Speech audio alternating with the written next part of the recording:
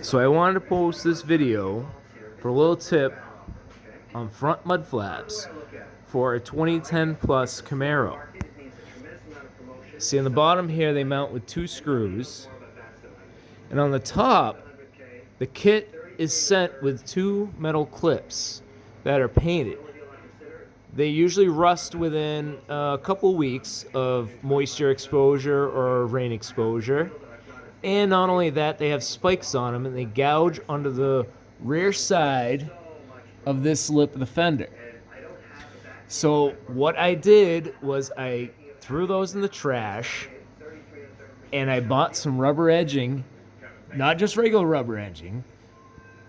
You got to get steel reinforced rubber edging to keep the rigidity. And I cut a strip from the very top to this point here, roughly a foot, and it secures it on there so it doesn't move, no risk of losing clips, there's no holes to be drilled, and it doesn't rust. It looks a lot better and it's much more secure. Thanks for watching.